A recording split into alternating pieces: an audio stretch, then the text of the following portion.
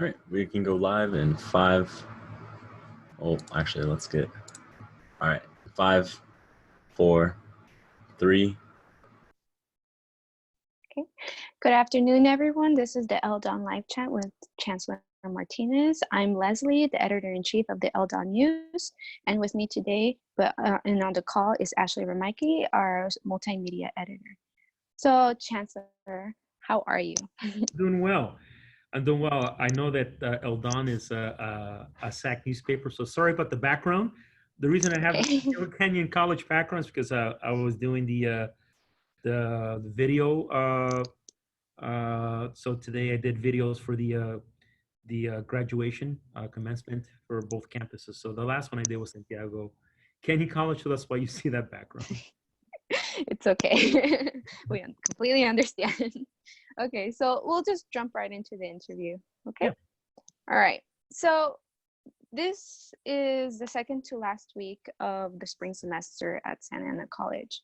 And we've been receiving a lot of questions regarding on graduation from our social media outlets.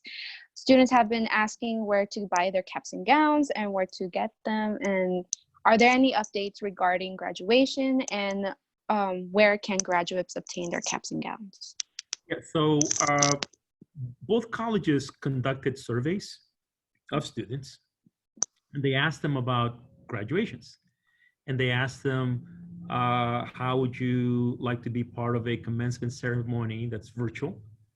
And the responses we got were in the 60 to 70% range, where students basically said that they do not want a commencement ceremony that's virtual.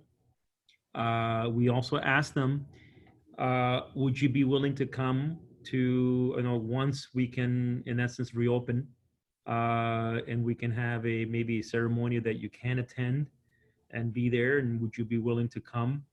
Once that happens, a lot of them said yes. So, a lot of the feedback we got from students is that, because they want to bring their families, they want to have their friends, they want to be able to take photos, they want to say goodbye to their colleagues, to their friends that they're graduating with. So as a result, what the colleges are doing is they're doing what's called congratulatory videos. What that is basically, again, congratulating the students on getting their diplomas or certificates. Those events will happen on the days of the graduation for both campuses. So as I mentioned to you earlier, I was just doing a video that will be shown to students on that day for both SEC and SAC, as well as their continuing education programs. So, I have mixed feelings about it because, I want to see students, of course, but, we just can't during this environment, and we don't have the green light to do it anyway. Because bringing all the students together would be a mass gathering. That would be in violation of one of the governor's executive orders, because it would exceed 250 people. So we can't do that. But also, when we conducted the surveys, the students spoke loud and clear. They said, well, we're not excited about a ceremony that's going to be a virtual one either. We prefer a traditional one. And if you're going to have it, please let me know. I want to come back and I want to be part of that. So that's basically, so again, what we're doing is we're doing the congratulatory event or videos on that day. So. Yes, and what about the caps and gowns? I know that a lot of students are a little confused on where to get it. And where to get it? Good question. Let me find out. I'm sure that because I think students can still get them, so they can take photos. So I'll find out for you where they can go get cap and gowns. Okay. Yes, no problem. We'll just after the interview, we'll just send the emails to each other so that we can. Find me, and then so I can. If you can send me an email, that'd be great. Just to remind me, so that I can make sure that I can find out for you, and then we can inform students. Yes. Okay. All right. We'll do that then. All right. And I know that there has been a lot, of students who also have been registering for the fall semester, for fall 2020 classes. And we also have been receiving reports about, registration fees for fall. Can you please explain why students are being charged for health and representative costs? Because a lot of students have been asking those questions. And can you please explain why students are required to pay for these fees when the campus is not open to them? So the fall, right now, we are finalizing what the fall will look like. There was a ad hoc committee that was put together by the Board of Trustees. The committee is chaired by Kali Alvarez, who's also the president of the board. The purpose of that committee was to talk about what is going to be our plan for reentry. And as you know, if you would have asked me this question, Leslie, 2 months ago, my response to you would have been, it's going to be all online.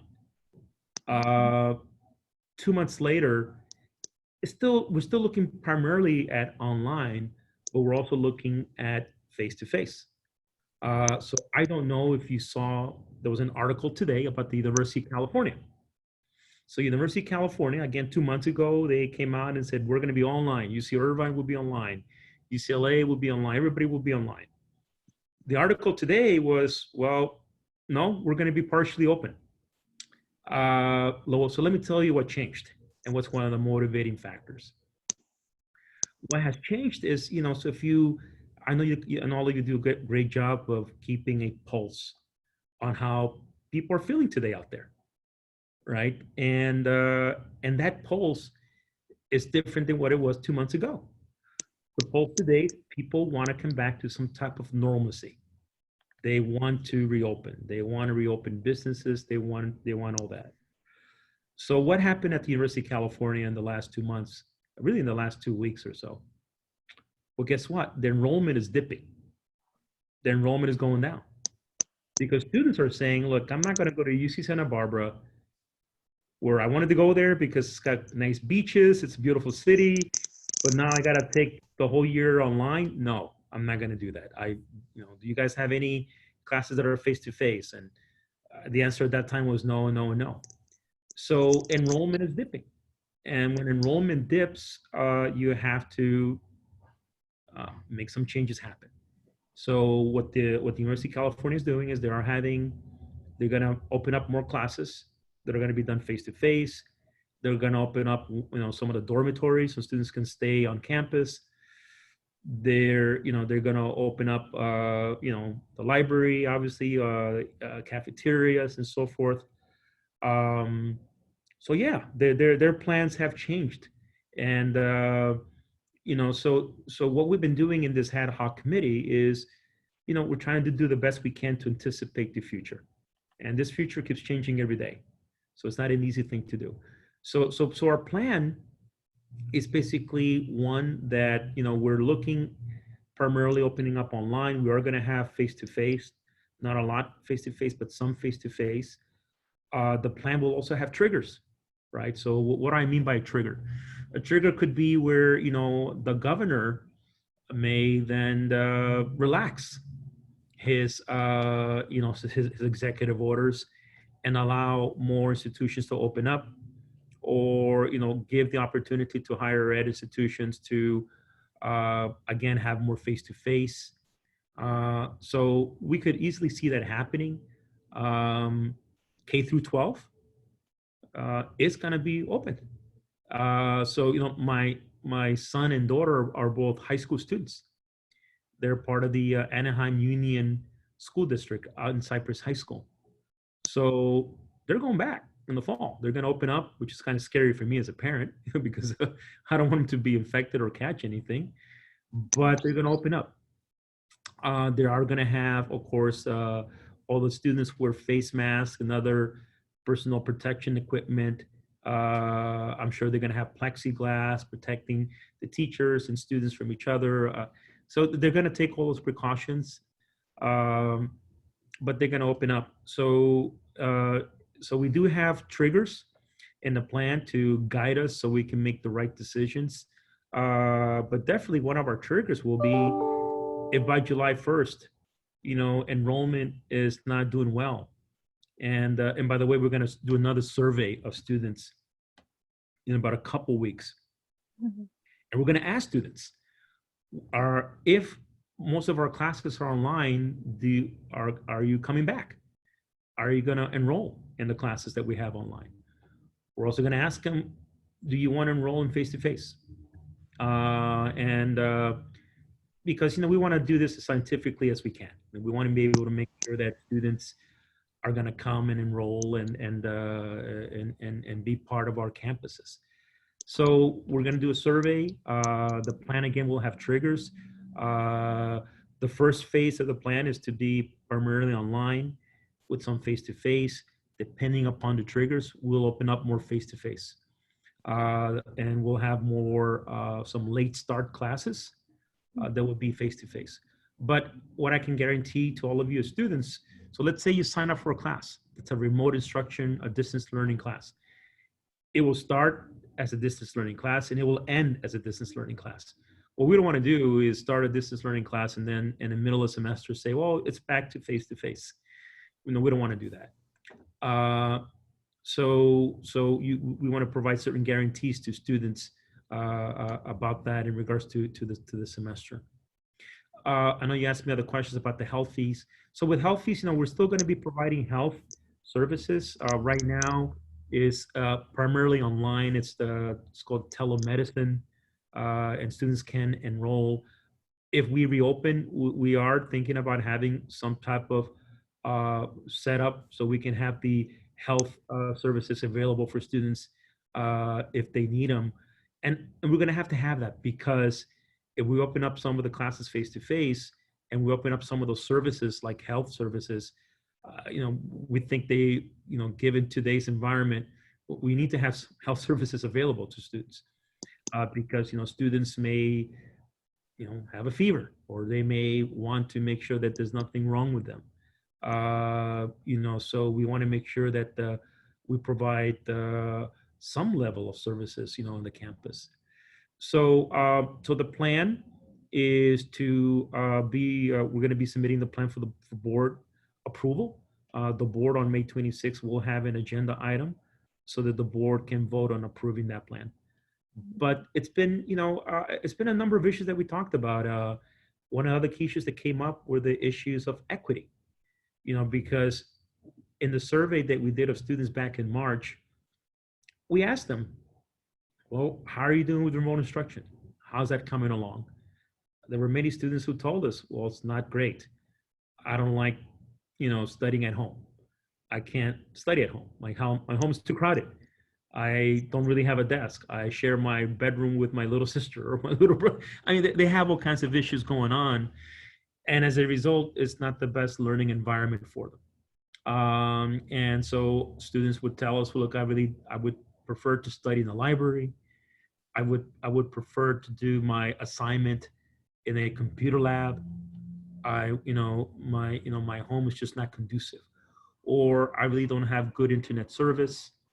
So we wanted to make sure that we address issues of equity so that all students, no matter who they are, and that they feel that they can get a good education at both campuses. They can get access to a computer or the library or the computer lab, or I think that we also try to address that as best as we can in this plan. So yeah, you have a lot, Orange County, as you know, they're getting ready to, they submitted a plan to the governor so that the governor can approve it. We are hearing that the governor is going to approve it anytime. And beginning this weekend, you're going to begin to see restaurants that are open. You can dine in into restaurants. You can, they may be opening up more retail, clothing stores. I know they made a proposal to open up malls, like the South Coast Plaza or the Santa Ana Main Place Mall. So we'll see what the governor approves, but everybody wants to open up. Everybody wants to come back to some type of normalcy. So I think that, for us to say that's not affecting students, that's not accurate. I think a student also wants to come back to some type of normalcy. It's hard to study at home. It's just difficult to do that. Anyway, that's my response. Yes, and just for everyone to just clarify the whole question. So basically, the health fees are still in place because there is a possibility that we can be partly on campus on the fall semester. Correct? Yep. Okay. Okay. And we're still offering services now online. Offering, I couldn't tell you how many students are using it, but I'll try to get that information from you at the percentage of students who are using online telemedicine services. So. Okay. Yes, that would be great. So you actually touched on the our next question, which was basically about the Board of Trustees meetings that happened yesterday. I was there, and along with my colleague Carrie Graham, sorry, and there was a couple things that I wanted to clarify. And I know you just briefly touched on kind of like the phases or the options that the Board of Trustees were discussing yesterday, right, regarding how fall semester would look like. But just to clarify to everyone, the board did not make an official decision on what phase to take. It will be on May 26th when they make that decision, correct? Exactly. Okay. Exactly. Yes. So because they're waiting for the approval from the state and some guidelines to be issued, correct? And then also, the plan that we're going to be submitting, we right now it's going through the various constituents throughout our district, from our unions to the faculty senate to administration, make sure everybody looks at it, make sure we get their input so it can be finalized. And, that's who we are. We are institutions where shared governance is a big issue, and we need to make sure that we're doing that really well. So once that happens, then the plan will be submitted, and then the board will approve that plan on Tuesday. Mm-hmm. Okay, so we'll be looking forward to that. But one of my question about the clarification is that in the meeting, I know the Chief of Safety and Security, Mike Toledo, discussed numerous concerns and scenarios regarding COVID-19 and on campus. And can you please clarify how the district plans to communicate with the Department of Health in regards to potentially reclosing campuses if 5 or more COVID-19 infections occur? What is the direct plan of action? And what is the number that you feel comfortable with if students, staff, and faculty are exposed? Right. Is it 5 cases at one school site total, or is it over a set period of time, like a 14-day deadline being used to identify outbreaks? Yes, I think you're asking a couple questions. So one. Of course, so let's first take a look at what the CDC, the Center for Disease Control, because we need to, we're following a number of entities as we try to make our decisions. So today, as it still stands today, if there was a student that tested positive at SAC, tested positive with the virus, we're still required to close the campus for a total of 72 hours, which is 3 days. And in those 3 days, we sanitize it, disinfect it, then we can open up again. That's still the ultimate responsibility. That's still what CDC is basically stating. You're also talking about the county. So the county also, as they're trying to be able to open up their counties, they have to submit a plan to the state. So they've done that. Orange County, for example, has submitted that. Once the state approves that plan, then we need to submit our plan that follows what the county's plan is, right? So the governor has begun to relax in a lot of the strict guidelines he was using 2 months ago. And as you know, you're seeing the protests all over.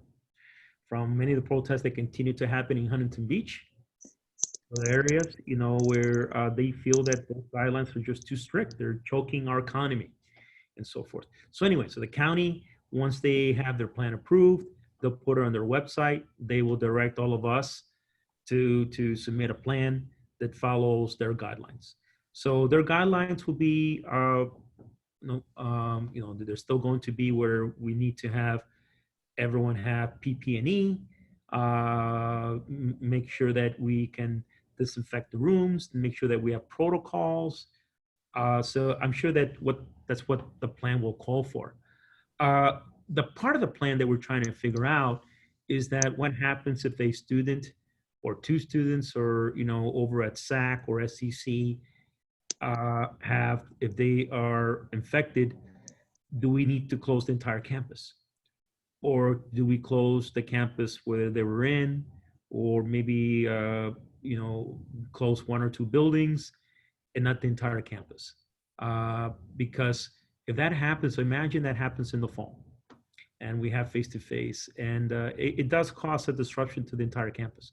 So we're trying to find out, can we get some flexibility there? We have to close the entire campus.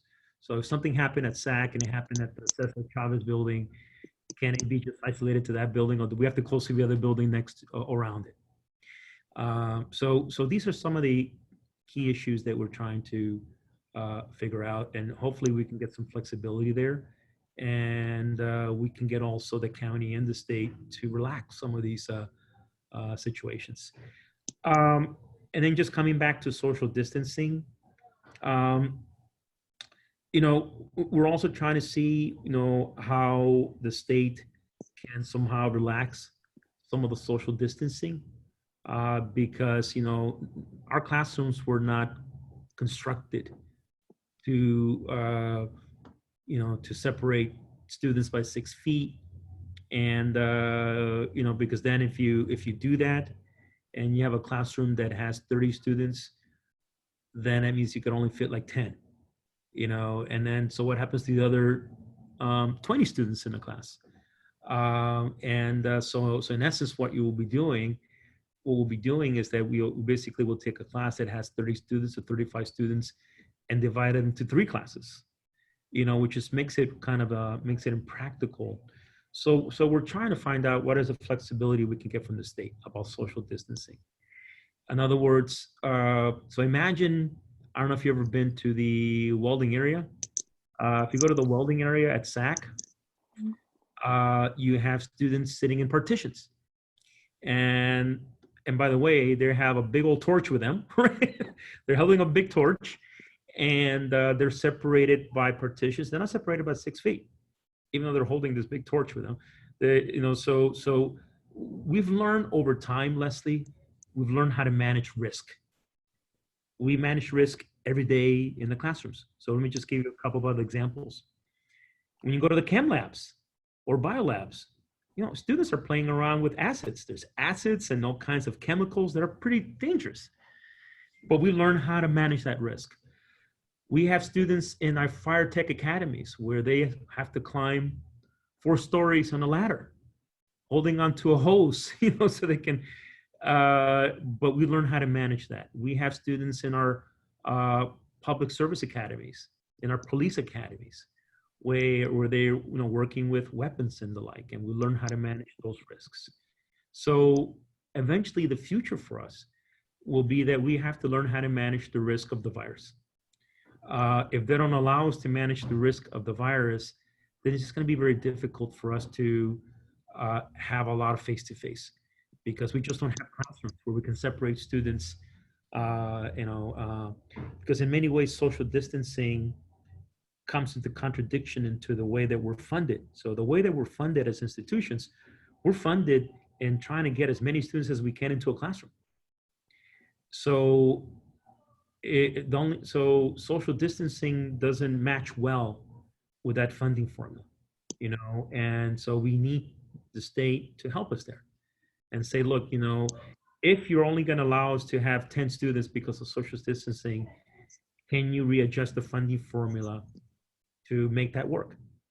But you can, on the other hand, say, no, you can only have so many students because of social distancing. And by the way, we're still going to fund you on how many students you can pack into the classroom. Then, it just causes all kinds of havoc for us. So yeah, a lot of complex issues coming up for us.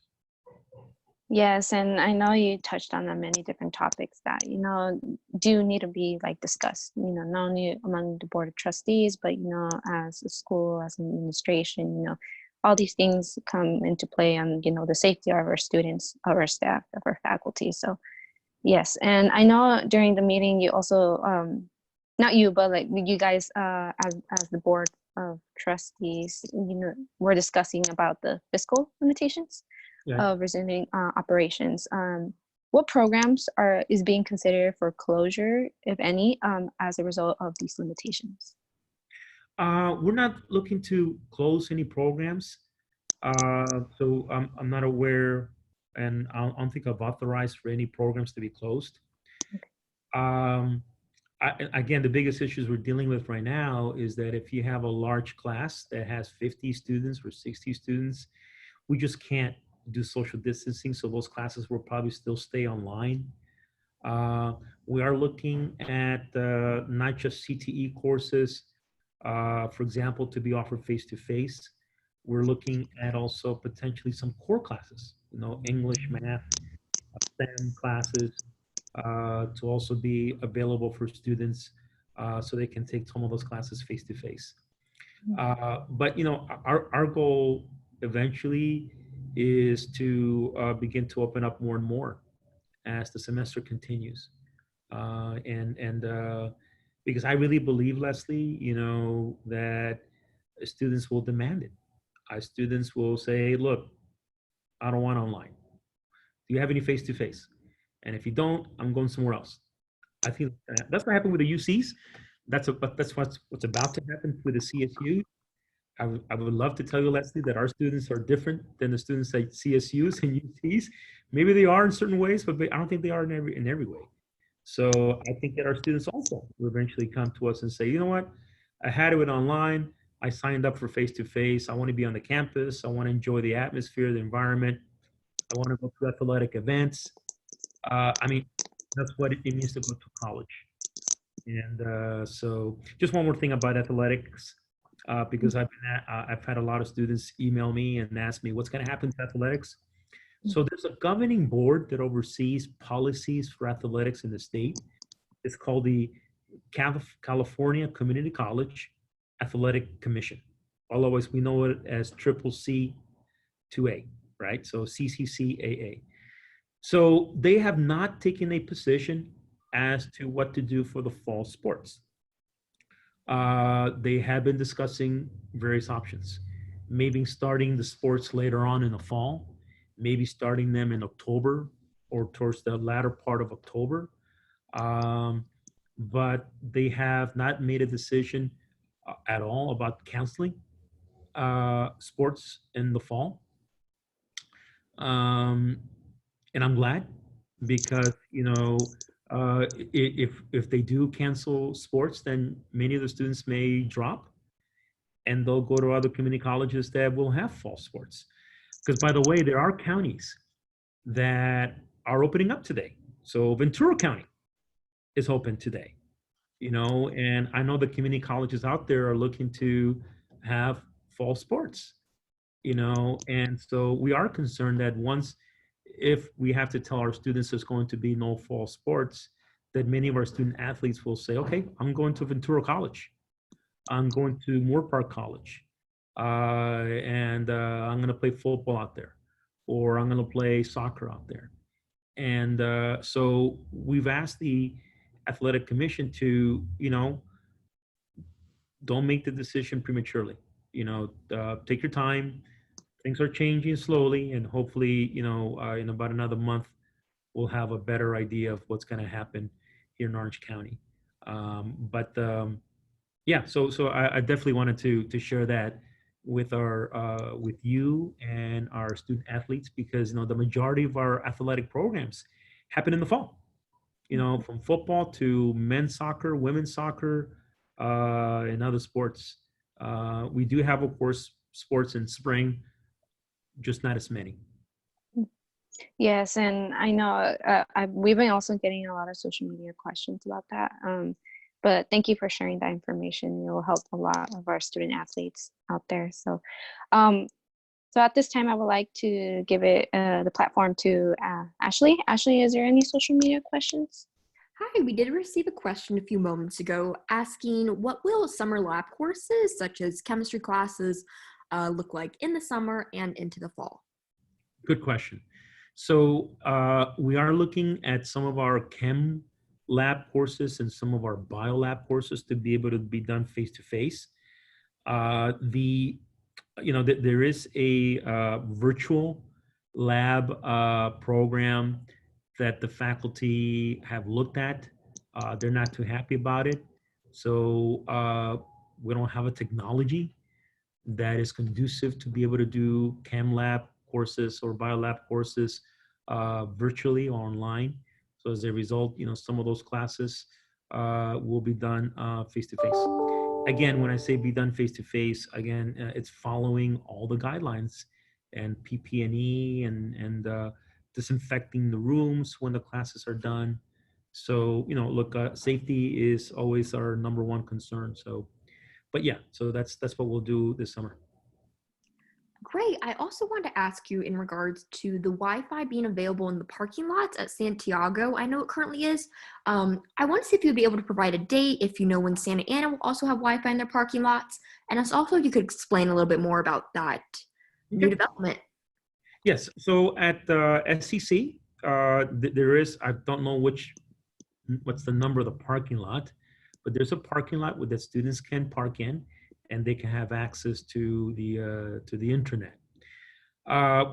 We'll see what happens in the summer as it gets warmer and hotter. If students still want to go there in the middle of the day and park their cars and be able to use the parking lot, which is one of the reasons we are looking to see how we open up more labs on the campuses. Open up, I think at SEC doesn't really have a lab. The main facility they use there is the library, and which I think is that building behind me, the big one, the nice building behind me. So we want to be able to give students access to some of these facilities because, as I said, as the summer rolls along, before you know it, it's well into the 90s. So I don't expect students to sit there in their cars sweating it out, so they can access the internet. That's not fair to them. So we are looking to eventually open up more facilities so they can do that. Over at SAC, I don't know when that discussion will happen. So I don't know if they're able to, if students can park in a certain lot and have access to the internet. So, hopefully I can have an answer for you soon. That could be maybe, Leslie, one of the questions that you post to me in the email you can send to me, and I can find out what are SAC's plans in order to move in that direction. All right. Yes, I'll of course make that email and send it to you after the interview. All right. Any other questions, Ashley, from social media? Great. Thank you both. All right. Okay. So we'll just move on for the prepared questions that we have. Okay. So I know that one of the topics that you touched on while discussing the meeting that the Board of Trustees had yesterday was enrollment numbers for the fall semester. A lot of online classes and online learning is not for everyone, as you discussed as well. And a lot of people, do prefer, as they said in the survey, face-to-face classes. So, are there any words of encouragement that you would like to, say to our students? Any updates that you would like to talk to them about, the students who are watching right now that you would like to mention at this moment? Yep. So let me give some updates about things that are going on. So my understanding is that we have returned over 10,000. We have returned parking fees and given students their refund to over 10,000 students already. So a lot of students have been receiving those refunds. In regards to the CARES Act, we have issued about a couple $1 million already in grants to students. The city of Santa Ana just created this week a emergency assistance for rentals. So if anyone rents apartments and they live in the city of Santa Ana you can get up to $1,500 in rental assistance from the city. So if you want to have that, sign up as quickly as possible. I think both campuses have put that information in their websites. So definitely look in there. And if you are having a hard time paying your rent because you've lost your job or whatever reason, please look at that.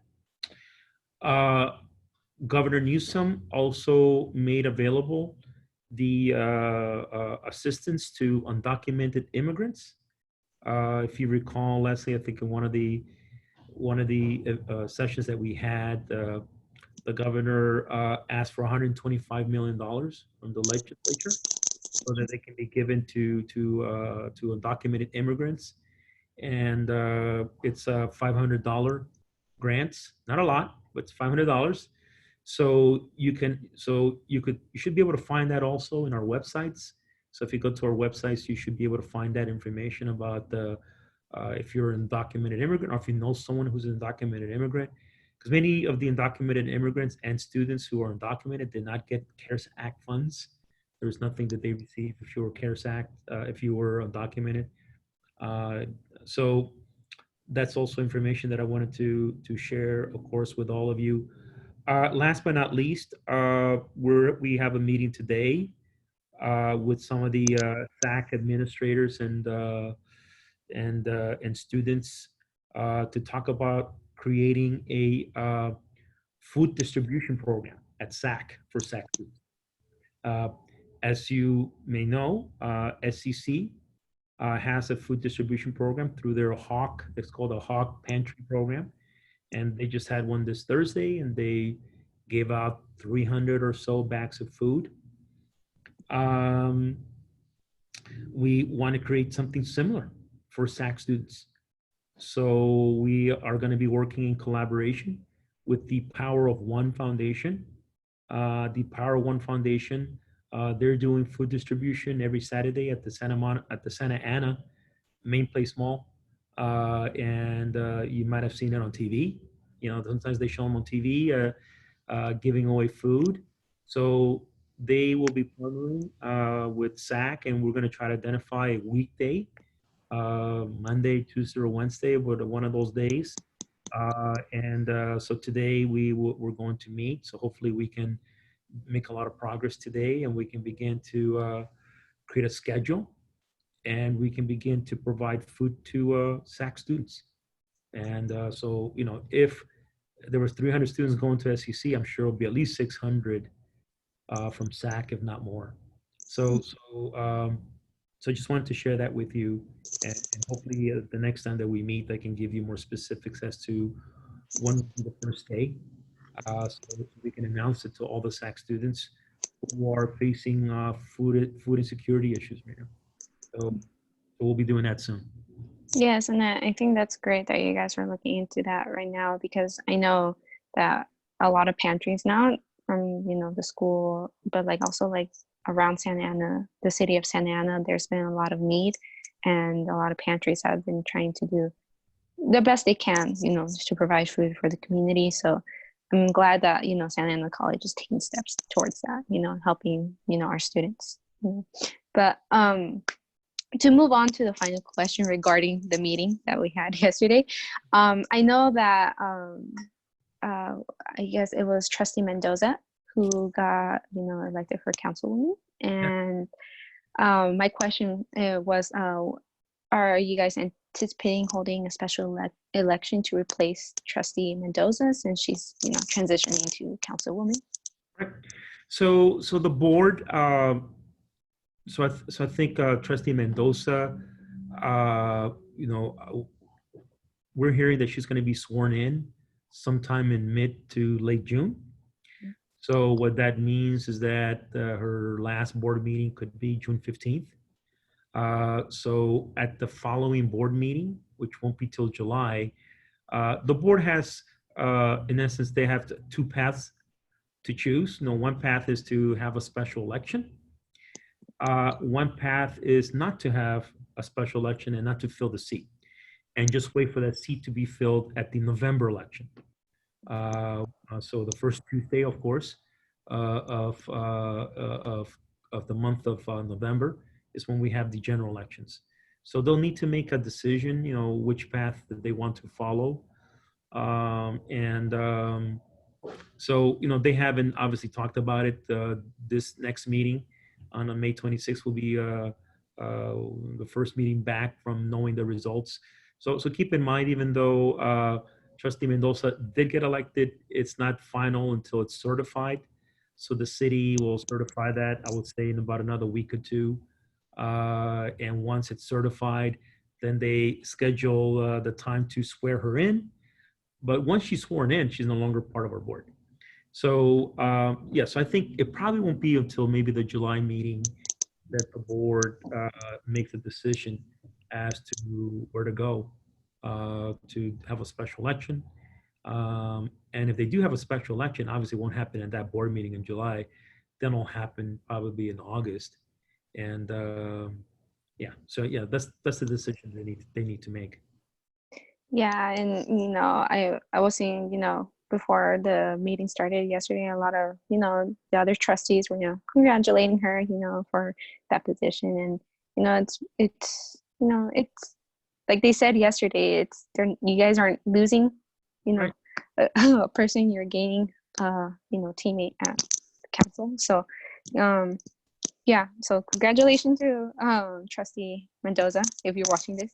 But also, one of the other questions that I was also that I also had prepared is regarding the president position at SAC. Mhm. So we briefly discussed this, not briefly, but we discussed Dr. Rhodes retiring, and the different options that could take place, what you're looking for the next president. So have you made any decision about the interim president position at SAC? Yeah. So the name of the person that I recommended will go out in tomorrow's agenda. So you'll have to wait till tomorrow, and then it'll be announced publicly tomorrow. I purposely have kept this under wraps because I just know that once anything leaks out, it leaks out like wildfire. And Yeah. it's an important position. So, and it's really the board's role to make the final decision. So tomorrow the agenda goes out, and so you'll see who I'm recommending at that time. All right, we'll be looking forward to that, and it's very exciting because I know I've been persistent on who's gonna be the president. So yeah. But yes. Well, this is the end of my prepared questions. Are there any other topics that you'd like to talk about at this moment? No, I just wanted to give you some announcements, and I wanted to share some of those announcements about the food distribution and funding for rental assistance and so forth. Right. Okay. So, Ashley, is there any other social media questions? Briefly, yeah. So I had a student reach out to us yesterday saying that she did not receive the CARES Act. She did believe she was eligible, and she also was denied assistance from the Santa Ana $1,500 grant. Are you able to offer any guidance and maybe students in that same scenario of where else they can get help?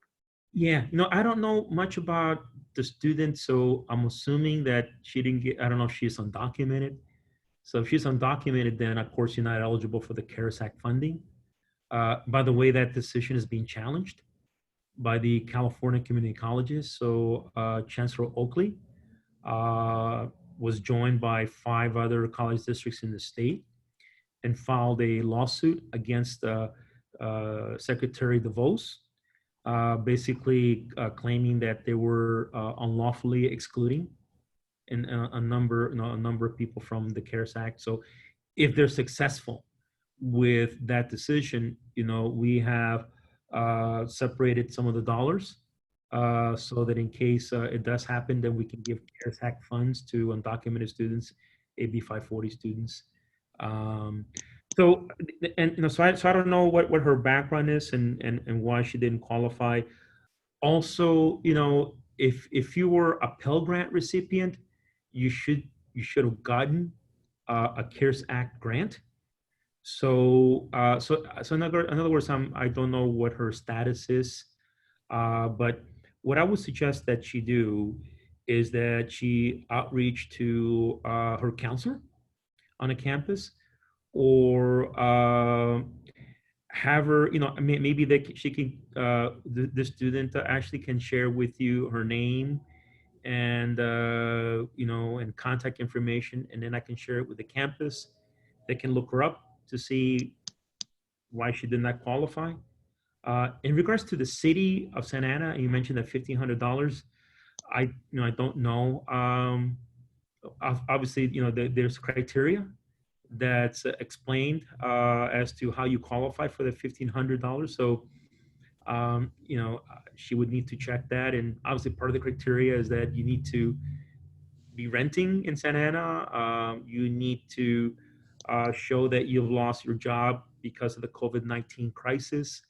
And I'm sure there's other criteria there, but she needs to, she should check to see that why she didn't meet all the qualifications. So, but but I think that we can help her. But she needs to let us know who she is and give us her contact information, and then I can share it with the campus. And then the campus could see what the problem is. That'd be phenomenal. Thank you so much for that info. Sure. Any other questions, Ashley, or that was the only That was the question? last one. Thank you. Okay. Well, this concludes our, interview with the Chancellor, our live chat. And once again, Chancellor, thank you so much for your time. Thank you for every live chat that we had with you.